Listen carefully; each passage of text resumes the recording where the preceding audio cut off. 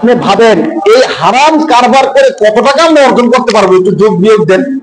কারণের সম্পদের ব্যাপারে আল্লাহ পাক বলতেছেন, আল্লাহ কারণকে এত বেশি সম্পদ দিচ্ছেন। কোরআন শরীফের 20 নম্বর পারায় আল্লাহ তাআলা বলতেছেন যে তার সম্পদের পরিমাণটা তোমরা একটু ভাবো, তার সম্পদ আমি কত দিয়েছিলাম। দেখেন তার সম্পদের কাছে আমাদের সম্পদগুলো কিচ্ছু না। আল্লাহ বলতেছেন যে তাকে আমি যে সম্পদ দিছি, স্বর্ণ, টাকা পয়সা, এই সবকিছু, এই সম্পদ সে যে গোডাউনের মধ্যে রাখত, অনেকগুলো গোডাউন ছিল। এই গোডাউন গুলোর মধ্যে অনেকগুলো তালা ছিল। এই তালার যে চাবিগুলো ছিল, আল্লাহর ব্যাখ্যাটা একটু দেখেন। আল্লাহ এরা বলে না যে কত সম্পদ দিছে, আল্লাহকে তুমি হিসাব করো। এই কারণের সম্পদের যে গোডাউন, গোডাউনের যে তালা, তালার যে চাবি, এই চাবিগুলো বহন করত শক্তিশালী একজন যুবক। কি বহন করত? চিন্তা করেন চাবি কত। আল্লাহ বলতেছেন শক্তিশালী উসমা একটা দল, তার চাবিগুলো, কারণের গোডাউনের চাবিগুলো বহন করতো একদল শক্তিশালী যুবক। একদল শক্তিশালী যদি যুবক শুধু চাবি বহন করে, তাহলে কতটা তালা, আর এতটা তালা কতটা গোডাউন, আর এই গোডাউন গুলোর মধ্যে কি পরিমাণ সম্পদ, এত বিশাল সম্পদ কারণের ছিল। এই কারণের পিছনে আমাদের সম্পত্তি কিছুই না।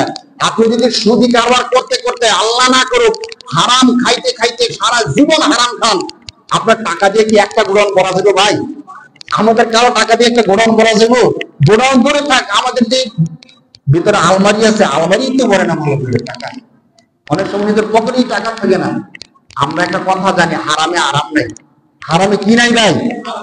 দিন শেষে যারা হারাম কারবার করে, দিন শেষে তাদের দিনটা ভালো যায় না।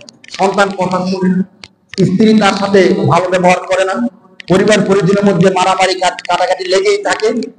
একদম সর্বশেষ মৃত্যুর আগে যে পরিস্থিতি, তাকে একা ফেলে রাখা হয় দিন কি দিন, এভাবে সে থাকতে হয়। তার কোনো সামাজিকতা থাকে না, তার পারিবারিক আত্মীয় স্বজনের বন্ধন সবকিছু নষ্ট হয়ে যায়। আপনার এই দুনিয়ার করে দেখেন, এই ছোট্ট জীবনের অল্প একটু সময় কেমন আমরা অপরাধে জড়ায় পড়ি। যদি আমরা এমন কয়েকটা লাইফ পাই, তাহলে কারণের অর্ধেক সম্পত্তি আমরা অর্জন করতে পারবো? পারবো না। এই কারণ সম্পদের অহংকার করতে গিয়ে যখন মুসা আলাইহিস সালামের নামে অপবাদ দিচ্ছেন, যে মুসা আলাইহিস সালাম এক নারীর সাথে খারাপ করছে, এই অপবাদ যখন দিচ্ছেন, মুসা আলাইহিস সালাম তো অবাক, বলে কিসে, একজন নবী আমি, আমার নামে এই অপবাদ। মুসা আলাইহিস সালাম সহ্য করতে না পেরে আল্লাহর কাছে বদদোয়া করছেন যে আল্লাহ, আজকে এই সম্পদের মোহে পড়া, ক্ষমতার মোহে পড়া কারণ আমার নামে এত বড় একটা অপবাদ দিতে পারলো, আল্লাহ তুমি তার বিচার। এই কথা বলার সাথে সাথে আল্লাহ তাআলা কারুনকে মাটির নিচে দাবায় ফেলতে শুরু করে দিলেন। যখন কারুনের হাঁটু পর্যন্ত ডেবে গেছে, তখন কারুন বলতেছে, মুসা, আমার সম্পদগুলো তুমি নেওয়ার জন্য আজকে তুমি আমাকে বদদোয়া দিয়ে এই দশা করছো, তোমার তো সম্পদের মুখ, জানি আর কিচ্ছু না। তখন মুসা আলাইহিস সালাম আবার দোয়া করেন যে আল্লাহ, তুমি কারুনকে না, কারুনের সম্পদ সহ তাকে ধ্বংস করো। তখন আল্লাহ তাআলা কারুনের সমস্ত সম্পদগুলোকে একসাথে করে ওই সম্পদের মাঝখানে কারুনকে রাখা, এই কারুন আর তার সম্পদ সহ মাটির নিচে দশা শুরু করেছে। তাফসীরের মধ্যে আসছে যে এই কারণ কিন্তু তখন দাবানো শুরু করছে, দশানো শুরু করছে, এখন সে মাটির নিচে দশটি আছে, কিয়ামত পর্যন্ত সে শুধু নিচের দিকে যেতেই থাকবে। নাউযুবিল্লাহ। কত সম্পদ ছিল বলেন, সম্পদের তো কোনো অভাব ছিল না ভাই।